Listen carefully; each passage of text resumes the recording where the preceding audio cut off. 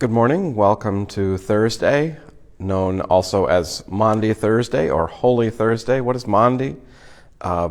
Jesus gave the mandate to love one another, hence Maundy. And the question that Sanctified Art Seeking Series asked today is a fascinating one, but I don't want to focus on it.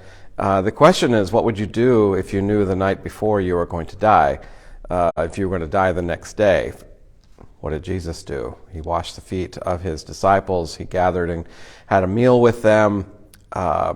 Interesting thought for our own selves. But the question that Diana Butler Bass raised today, I thought was even more fascinating, and that is, was Judas there when Jesus washed feet? Did Jesus wash the feet of his betrayer? And it appears that that's an open question, and some would answer no, he was already gone out plotting. Some would say no, he was back. Well, George Marion McClellan answered Jesus washed the feet of Judas. Now, McClellan is a figure I'd never heard of before. Born in 1860, he was a black Congregationalist minister. He's also a poet and an author. He received degrees from Fisk University and Hartford Theological Seminary. In 1891, he got his Bachelor of Divinity, which is today's modern equivalent of a Master of Divinity. In 1891, a black Congregational minister. While he was also serving as a minister, not surprisingly, he worked as a teacher of Latin and English at a high school in Kentucky, and then became a principal. And he died in 1934.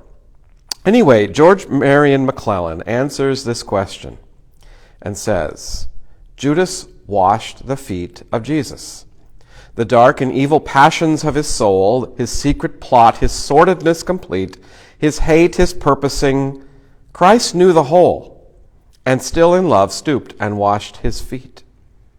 Christ washed the feet of Judas. Yet all his lurking sin was bare to him, his bargain with the priests, and more than this, in all of it, beneath the moonlight dim, aforehand knew and felt his treacherous kiss. Christ washed the feet of Jesus. And so ineffable his love 'twas meet, that pity fill his great forgiving heart, and tenderly to wash the traitor's feet, who in his Lord had basely sold his part. Christ washed the feet of Jesus, and thus a girded servant, self-abased, taught that no wrong this side of the gate of heaven was ever too great to wholly be effaced, and though unasked, in spirit be forgiven. And so if we ever have felt the wrong of trampled rights of caste, it matters not. Whate'er the soul has felt or suffered long, O heart, this one thing should not be forgot. Christ washed the feet of Judas. And that actually has some pretty powerful implications if we think about the division and hatred in our country. Gosh, Christ washed the feet of Judas. And what does that say to the followers of Christ?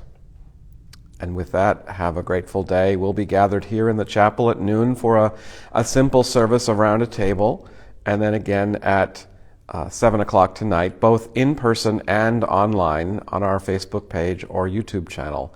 I hope to see you at either one. And then tomorrow I'll see you again on Good Friday morning as well. We'll have a Zoom gathering, Zoom only, at noon on Good Friday. Blessings. Bye.